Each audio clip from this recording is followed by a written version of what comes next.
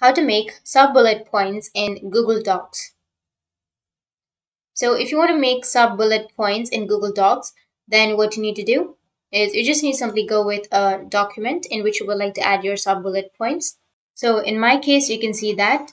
I'll just simply zoom. So you can see that I have this kind of interface. Now, if I want to add bullet points, I'll just simply go here, add the bullet points. Now, once you added the bullet points, if you want to add sub-bullet points inside this, then you just need to simply hit the backspace and press tab. And after that, you may get your bullet point. But if you don't get your bullet point in this way, then make sure that you have the main bullet point right here and then press the tab and you will have your sub bullet point. And again, you can write something and then hit the enter and you will have all of your sub bullet points right here. Now, if you want to again have some sub bullet points, then again press tab and you will again have the bullet points and again go with tab and that's it. So that's how you can have sub bullet points. And if you have any questions, feel free to comment below. Thanks for watching.